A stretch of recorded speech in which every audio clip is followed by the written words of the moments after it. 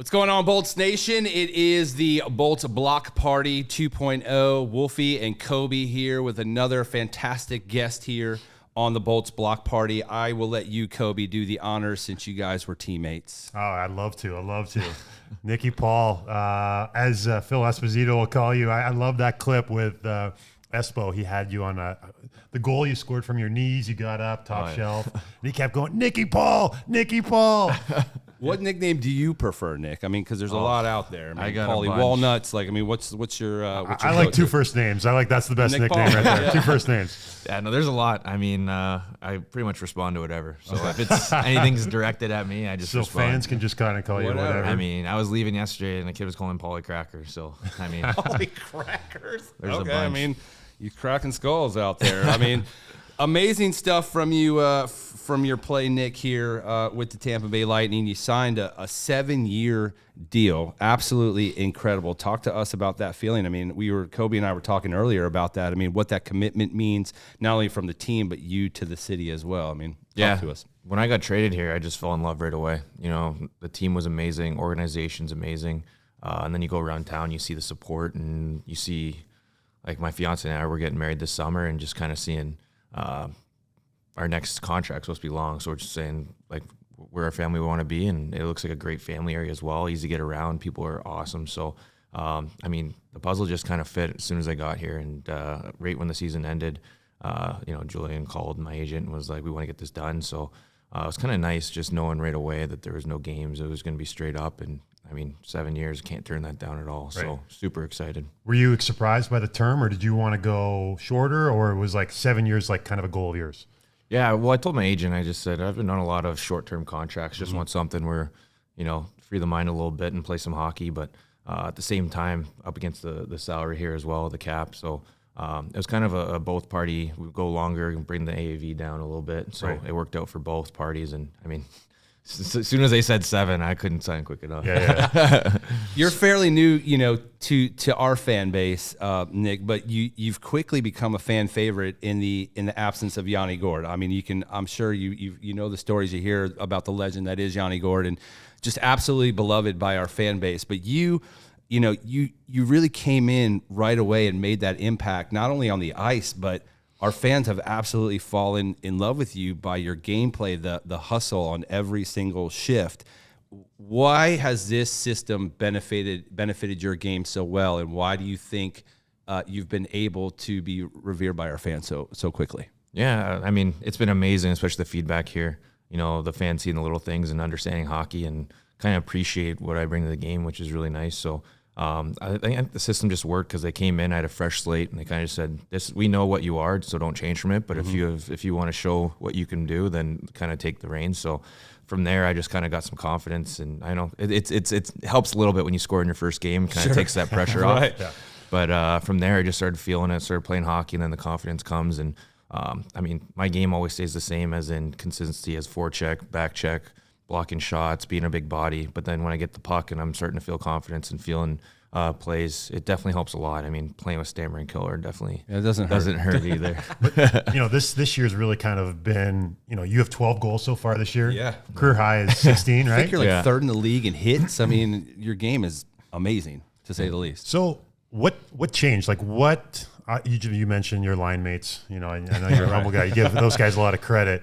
But what changed between, you know, Ottawa and here? Like what's enabled you to really kind of come out of your shell? Because I have to tell you the story, and I've told a couple people this in the past. When I played with you in Ottawa, here we go. When I played with you in Ottawa, this is a good story. I remember watching you in practice and watching you in games, and just the way that you were used a little bit differently than you are here.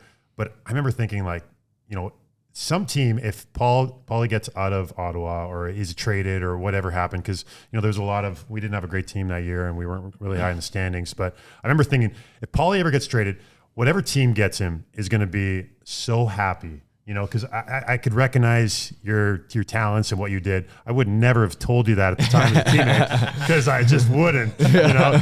I love breaking this guy's balls. But, you know, and then as soon as the Lightning made the trade, I remember just texting a bunch of people. I remember texting people with the team being like, you're going to be so happy. You're going to be so surprised. And now I think, fans are really seeing it. You guys had the great playoff run last year, and then this beginning of this season, you've been such a huge part of what is now, you've integrated yourself into the core, which, is a huge compliment to you because the guys that are in the core are awesome. Right. Yeah. And you're part of that now. It's really awesome. But I guess my question is, what's different about here than Ottawa? I think the biggest thing was just opportunity.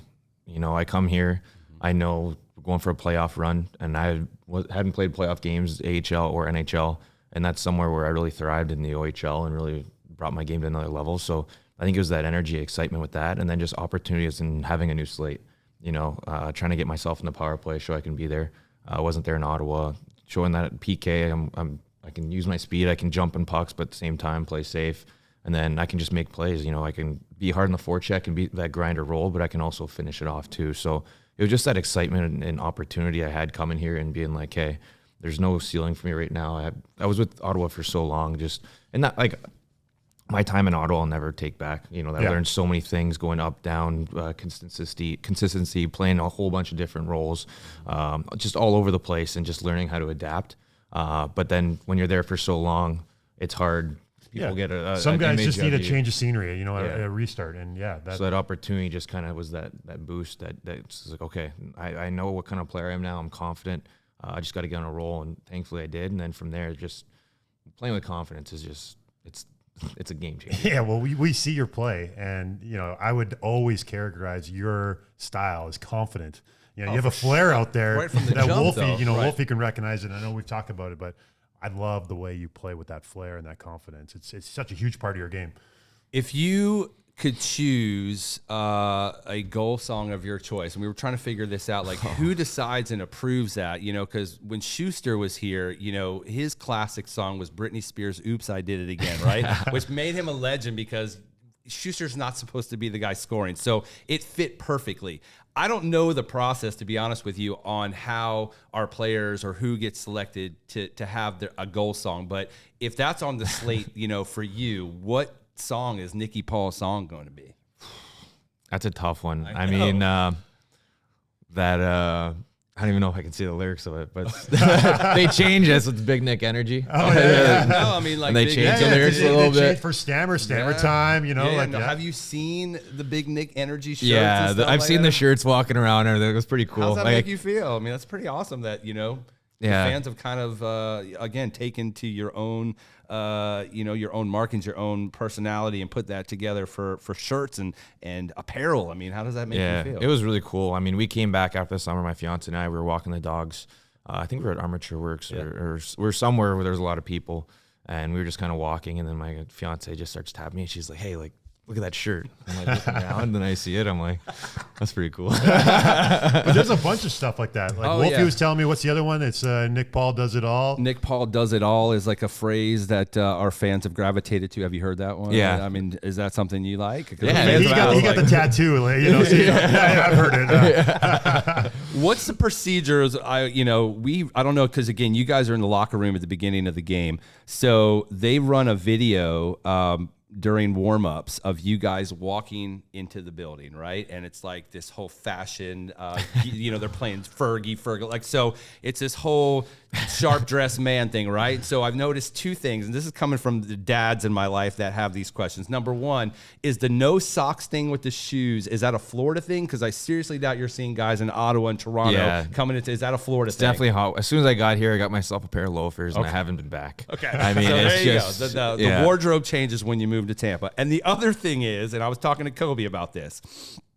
guys like Stammer, I don't know, where do you live? Do you live close to the arena? Yeah. Okay. So you are at home, you're getting ready to go to work. You put on your zooted and booted, super nice suit, crispy shirt. You get in your car, you drive to the arena, you're there 5 minutes, you're in the building, you're taking your stuff off to get in your uniform, to practice, take a shower after the game, to put that same suit back on to drive 5 minutes home. Does that shirt get hung back up and not dry cleaned after that one use?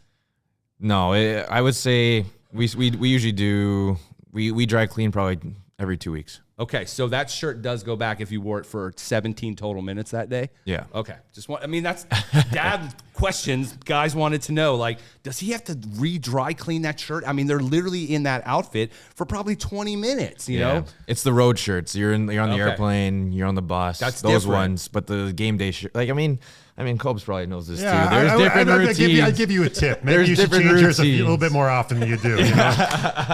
When we were in Ottawa, I didn't see. I thought he only brought one shirt. I mean, You're like, Kobe, did you wear that shirt on the? Okay. Anyways. Liver King This Jr. is the classic Nick Paul. Like, I chirp him, and then he uses my chirp against me. You know, Of course. it feels very like fourth grade. You know. No.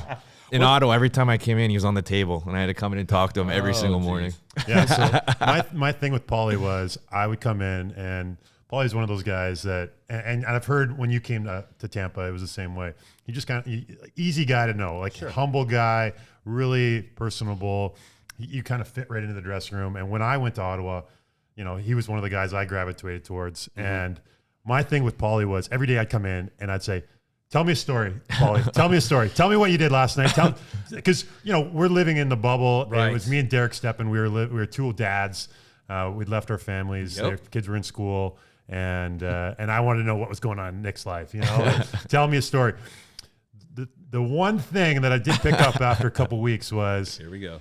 not all of the stories are true. You know, Nick likes to exaggerate a little bit, and I'd have to kind of decipher and figure out, What's you know, true? what was a true story. It was kind of like true, was it Two two truths truths and and a a lie? lie? Yeah. And it was more like one lie and one truth. You know, it was like a 1-to-1 kind of thing. So Nick told me a lot of stories that I find out later, and I'd be like, hey, Paulie, is that true? And he'd be like, I was kidding you. Well, story of morning in the bubble is crazy. Like, you're going home, you're watching Netflix, so I just come out and just make a crazy story up every morning, pretty At much. least he was there for your Throw a entertainment, truth and then a he lie. should be a screenwriter because he's got imagination. Like, That's amazing, man. so one of those stories, Paulie, I don't know, and I'm still curious to see if it's actually true. I think you still maintain that it happened, but Paulie would tell a story about when he was in high school and they had a basketball game against your teachers. Yeah. And Paulie played for the students, and he was telling this big elaborate story, and it's going on for like 15, 20 minutes.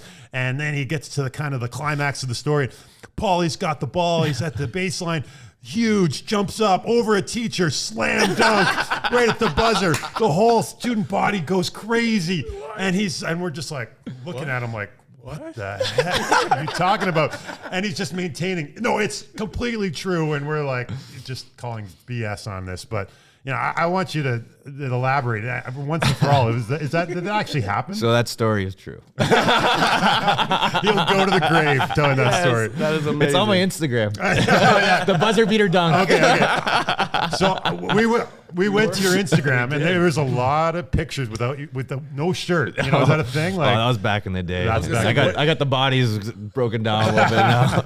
What do you use social primarily for? I mean, do you like to give fans a glimpse into your life? Do you utilize it more for work-related stuff? Because, I mean, I took a deep dive, but I've been trying to tell Kobe, in the world we live in today, fans want to feel a connection, number one, but two, that you're approachable, you're accessible. You might not be answering DMs, but you're giving fans a glimpse into your life. Like, you have a picture of when you got engaged, which, by the way, did you hire a photographer to be on standby, or was that a friend? Yeah, no, I hired it all up, and then the situation didn't go well. I kind of gave it away. So I was gonna say, like, you see somebody with a bird, like, what's going on? Yeah. Like, how do you utilize socials? Because I've been telling Kobe he kind of needs to start getting on the Twitter game and the Instagram game, because, again, you know, people want to see a glimpse into your life. But how do you utilize socials? right now, I've been talking, like, our agency got people that can help us out with that, like, and I've been talking to them. But I want to be more personal. I want to use it more. It's just something where I feel like it can be dangerous to use sometimes too. It like can, posting in the wrong way, like especially reposting Twitter things and and everything. right. So I just want to make sure that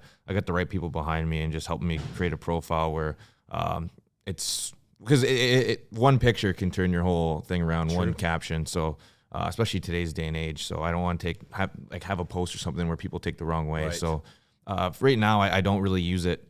Maybe like right before bed, I'm on the road, I'm just scrolling through, just seeing what's up. But definitely I want to start posting more stories, posting more things, and getting more relatable. I love the pictures of Paulie. He's got, it's like a timeline of you. Like, you got pictures when you were like young, Right? And like the whole time I'm looking at these pictures, and I'm just thinking to myself, how have your eyebrows not grown together? Like that might, like what do you do there? Like, because from an early age, they started creeping together. Like, you must do something to keep them apart here. No, I don't. They're coming. They want to touch. They want to get together. Anthony Davis, watch out. We got a new brow in town. Oh, wow. Yeah, no, my fiance likes to pluck a little bit. She doesn't like when they touch, so she gets in there a little bit. But no touch-ups otherwise, just all natural, Okay, let's talk real quick about Bolt's Beginnings.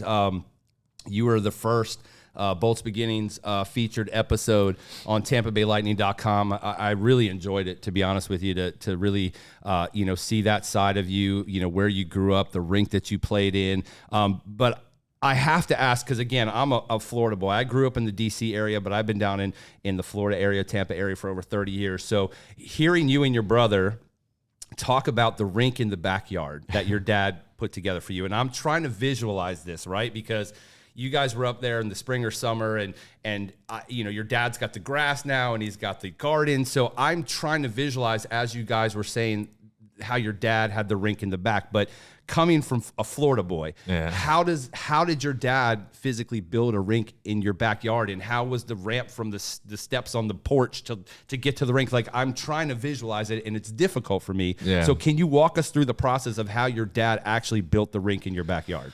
So yeah, he would first off, you rake all the leaves, Yep. and then you get these big, not 2x4s, but the massive wood Like planks, beams, okay. like massive. And so we would just make it all the way on the corners of the rink. So it was like a rectangle, but it was kind of shifted a little bit because our backyard wasn't completely straight. So then we do that, and then once we do that, we get a massive tarp or like a plastic sheet, and we tuck it all in, make sure it's all good. And then from there, you put your socks on, and then you get a drill, you get the screws, you get everything, and then I hold the boards, and then he drills into the bottom, and he goes each one, and then he gets the clamps, and then you, on the corners, you zip them up, do all that, and then you got hooks on the back of the big boards, because we're behind the net, and this is the tall board. Sure. So you get the hooks at the top, right, and then you put the netting, and then you drill into a tree, and the netting's the whole back. Okay. So that's like the basic part, and then from there he would just get out there and flood the ice every 2 hours.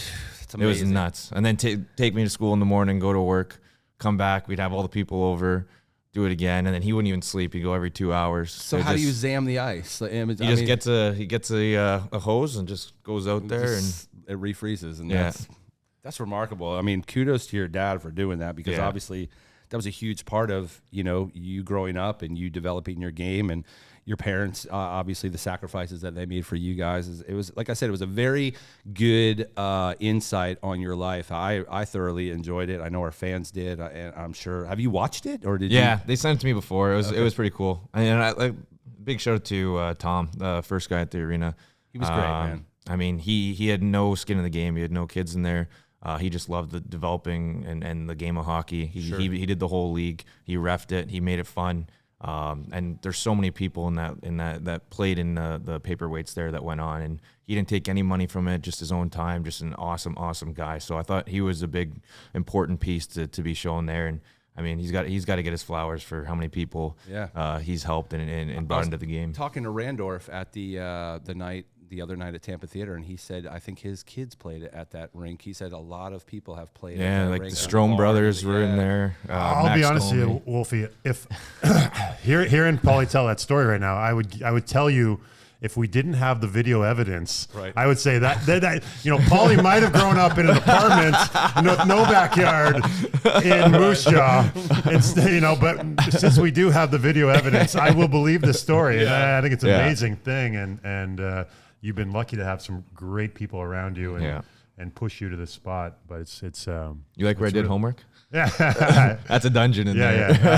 But that was great. That just shows where it all came from, and just again hearing your parents talk about things, and going to dad's shop and doing homework, and your friends were going to eat, and your dad's bringing you back to do homework, and the discipline. But again, that's made you who you are. So it's pretty remarkable. Are you a sneakerhead? Because I noticed you were wearing some Panda Dunks in that video. I'm getting into it a little bit. I mean, my girl's been on me because I've been wearing the same wardrobe for a long time. So I'm trying to get up with the style and get a little bit of drip, as they say. As they say. So yeah, maybe I'll dabble a little bit. Okay. What about the figure skating? I mean, Kobe said he wants to know what the price is to release the photos of you in the tights. Is there a price for charity? I don't know how my mom dug those up. I said they were gone, and I thought that was a good enough hint for her to not dig them up. But I mean, at least she only. There's another one, but we're not getting that one out. The Tarzan one's good enough. So. I was just going to say, maybe somebody out there listening for charity would want to donate, maybe 50 grand to Paulie's charity of choice just to release the photos of him in the tights, Tit for tat. I like it. Do good in the community, give it back a little bit. Paulie loves to give back. Yeah. Do you always go all out for the holidays like you do for Halloween? It seems like Halloween is your go-to dress up, is that like that in the Paulie household for all holidays? You kind of won Halloween this year. Yeah, man, with the gold member. You were on all the big things. Where do you even find that outfit? Well, it's for me, like Halloween's my character. I feel like I get to dress up, I get some laughs, I get to get people going, and my big personality is I just love getting people going, like hitting little chirps there and like poke fun at myself at times, and I just love getting the atmosphere going. So like Halloween's big for me, and it was hard because my fiance's like, I was a washer. I was a Tide thing one year. That. I was whatever.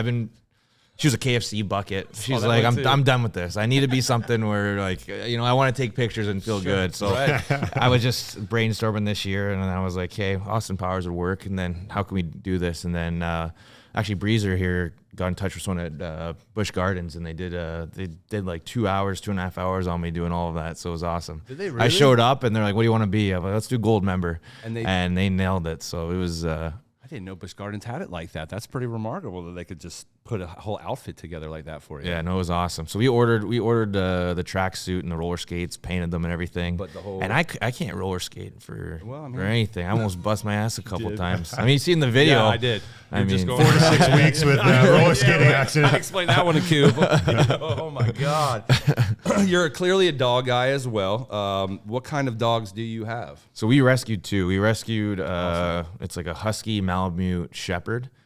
So we didn't know it was a dog up in Winnipeg. They rescued a bunch, and we adopted him. And then after a year and a half, I kind of got peer pressured into another one. Always happens. So we have another one now. We don't know what she is, but she's like German Shepherd, Lab, and Husky. So they're awesome. What are their names? The oldest is Nash, and the youngest is Hazel. Okay. How old are they now? So we got them same time actually. So it was 3 and 1. Okay, so they're babies. Yeah, the little one still has a crazy amount of energy, but they're fun. They shed like crazy though. I have cats, not of my choosing, but yeah, the shedding thing is like we have invested in a lot of lint rollers. Oh yeah, we've gone to Costco to get the whole 20-pack of lint rollers. That's how bad it is in the Wolfie household. Tampa, I mean, you've been here a while now. Obviously, you're getting your footing. Are there any like staples in the city, whether that's restaurants or places you like to enjoy or attend? Like what's been like, your go-to here in our city? Go-to, I mean, Olivia, we live like right next door to there. Yep. So it's just easy for us, and it's a great spot. Yeah. I mean, last year when we were here, we were at Armature Works all the time. Spot. We love it there. And then, I mean, Jenny's. At Sparkling Dwarf. Yeah, the ice cream spot. It's unreal. Yeah. Have you seen that place with the humongous? And they have a new place down at Sparkman that has these ice cream cones that literally, like, there's this much ice cream. Like, when the swirl machine goes, they just keep going and going and going and going. It's literally, I'm not even joking, it's like that big. And it's right there at Sparkman Wharf. Wow. It's like the chocolate place. You got to venture out of my little Hyde Park bubble. I know. And that's the last time I saw him was with his kids at the Hippo Pops in Hyde Park. Village, but is there any staple foods and things like, because Tampa's got some staple foods, whether that's like Cuban food or anything that tickles your fancy? I mean, I like the Mexican food here too. Oh, yeah. My mom always cooking up Mexican meals, and I mean, I just love it. That's my favorite. All my cheap meals. So I mean, tacos are unreal. Naked Farmer, actually, we've got interest in that. That's our like quick lunch spot, like nice and good, healthy, but. I'm trying to think. Like, what's your heritage? I feel like I've asked you this before. So I'm Puerto Rican, Mexican, and Welsh. Like my dad. We had some argument one time, I remember, and we had to call your mom about it or something. Yeah, I remember we were calling. Really? Yeah, I can't even remember what it is. That sparked something, and I remember we had to call your mom. Big Pun's my cousin. Oh yeah. We had to. You told him Big Pun was your cousin? Oh, he is. Is he really? Yeah. So his last name's Rios. That's my mom's last name. So they did the ancestry or whatever, and they found out he was like my mom's like. One of was like related cousin? To us, like third cousin. I know his son, Big Pun's son, John River. Yeah, he's down a rapper, here. Right? Yeah, he's a rapper. Like there's some Tampa cats that I know that he's been down here and kind of networked with, if you will. But that's pretty cool. Big Pun. I mean, so when the boys find the Paul family reunion will be. No, we're not close like that. I'm not gonna reach out or anything like that. But yeah. Well, you keep scoring goals. He's gonna reach out to you. Yeah, right. I can't wait for all the boys and then in Ottawa to watch this and be like, this guy is such a liar. So who would play you in a movie, Nick Paul, and why would it be Jack Harlow? Somebody wanted me to ask you that. Yeah, I guess you look. Well, I was thinking more Vince Vaughn, but I mean. Vince Vaughn? I've got a whole, if you don't mind, Kobe, I last night asked the fans, if they wanted to ask you questions. Somebody asked if you were Chaz Palminteri's son, because I don't know. Do you see the resemblance? I can see that. That's like a me and Sorelli mix, I feel like. A little bit. Okay, so here are some questions directly from the Tampa Bay Lightning fan bag. What was the selling point to you on re-signing with the Bolts for another 7 years? I mean, just what they will do to win. You know, they'll bring in anyone. They'll do anything for the team. Whatever it takes to win, they're willing to do, and that just kind of attracted me right away. The chance to be on like the league-leading podcast. That was the answer we were looking for. Who on the team would you assemble to have as water polo teammates? Water polo teammates. Ooh. Trying to think here. I feel like pairs would be a good one. You know, just put them net front, throwing elbows. Yeah. Trying to think here. Who's tall? He'd grow out his toenails, and he'd be he'd be just like he'd do anything to win. You know, he's biting underwater for the ball. He's doing whatever it takes. Okay. Trying to think who else. Who's tall? Oh, Hedman for sure. 100%. You wouldn't even need to swim. You just stand. Okay. Trying to think. I mean, Vasi and net, I feel like that's a given. You just put him in net in any sport, he'll stop it. Two more. I think there's 5 on the water polo, right? Is there 5? I don't have no idea. Two more. Okay, I'll go. I'll go Pointer. I feel like he's quick. He's got to be quick. Cooch. Throw him on the power play if there's even power play on the water polo. I'm impressed that you think those guys can swim. Do you love? Wait, here we go. No, this one's the good one we were talking about. Have you been told that you look like Mr. Bean? Oh yeah, I see that all the time on socials. What was the toughest game? And do you agree with it? Yeah, that's what we really want to know. I don't see it, but I mean, the eyebrows are there. So, what was the toughest game you've ever played? Toughest game? Whew.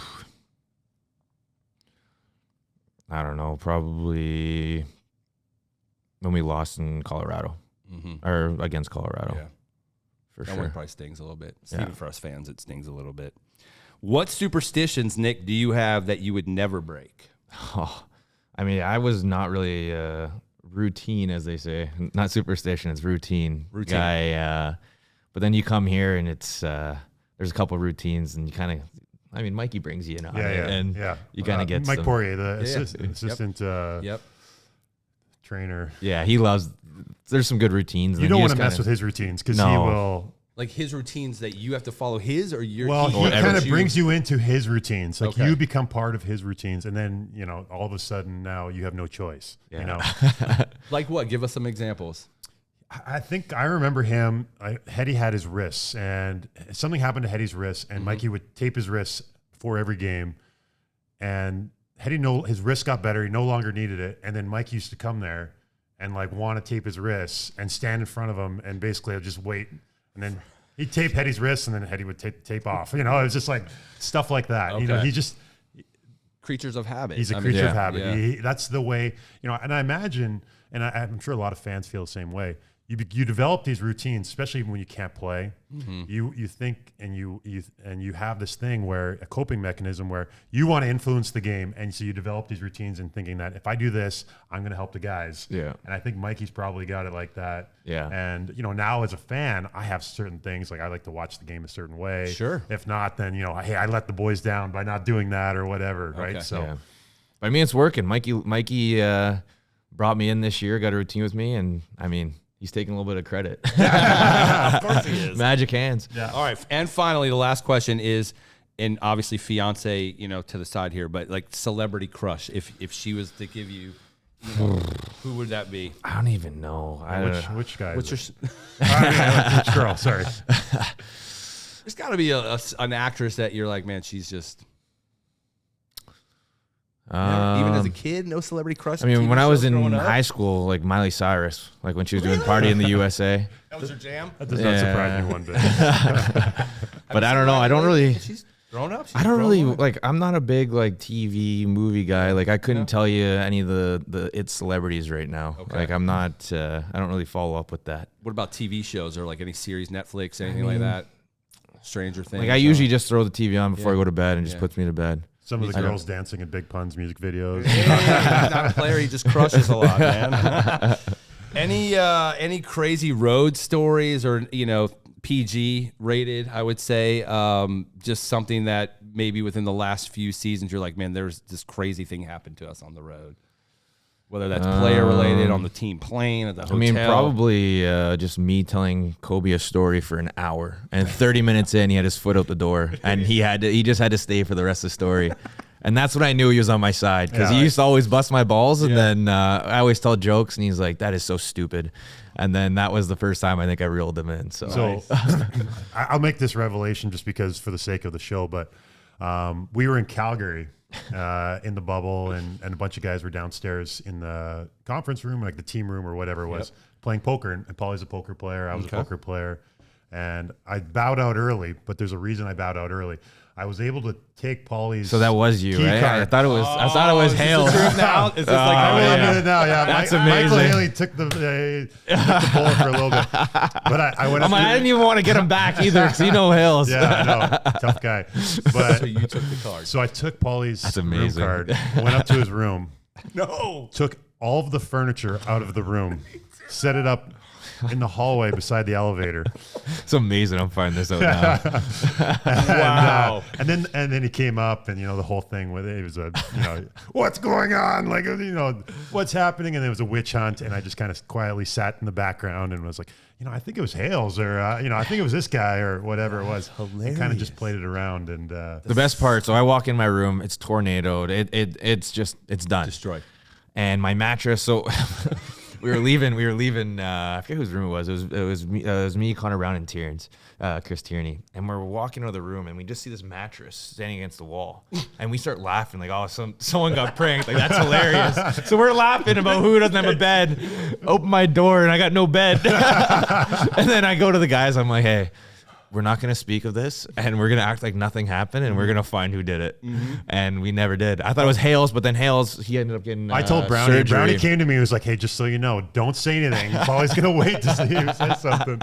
And so we just finally on this show, the Bulls Block I was Party, going to take it to the revelation. grave, but I figured I'll That's release awesome. that from my conscience. Hey, but you're here now, so I still have a chance at the bench. Watch out, Kobe. You might just, go to your car and it's filled with popcorn Yeah, here yeah. next time you get in there. But that's a great story, by the way. Yeah, that's awesome. That's funny that I just found that out now. So this was what, 3 years ago? Yeah, it was like 2 years ago now, I guess. Yeah. Hotel pranks. There's a lot of them. But, Oh, my God. that was a good one. Really good, Yeah. man. Wow. So before we let you go, Paulie, one of the things that I also noticed that was up in Ottawa when you were with the Senators was you had an initiative called Points by Paul, where I guess you accumulated points in support of mental health, and people could pledge an amount per point, and donate basically to the cause. Obviously, an important cause to you. Is there any idea or thought to maybe bring that back? And obviously with Big Rig, just with the situation that happened recently as well, is there any thoughts to maybe bring that whole concept back here? Yeah, we've been talking with the team, and I just want to make sure it's right. It's Sure. something that I want to go and be a part of and really be behind. Yeah. So we're doing that right now, and there's a couple. I've met some people through actually through Hedman's event, even before that. So put me in contact with some people. So that's in the works right now. It's Awesome. something that means something to me. So I kind of want to get that going, but I just want to make sure it's done right. Sure, I don't want of course. to kind of go 1 foot at a time. I just want to jump right in and be fully behind it. So it's in the works. It's something Awesome. that's important to me. So we're excited. That's fantastic. And again, the Lightning Foundation do amazing work. I know so many of our players do amazing work, which is why, our community is, so in love with Mr. Vinnick and everything that he's done for the community. So, I mean, I saw that and I was like, why wouldn't we be doing that here? So I'm glad to hear, and I'm sure our fans are as well, that that's an initiative that's in the works. So Kobe, you got anything else for our buddy he's here? a great man on the ice, great man off the ice. Yeah, so man. Really awesome. This Watch is a out great for those interview. pranks. Watch out, man. So, but anyways, thank you guys once again for tuning in to the Bolts Block Party. Wolfie and Kobe, the amazing Nick Paul here with us this afternoon, and we look forward to another conversation with him sometime in the near future. Bolt Station, we appreciate you.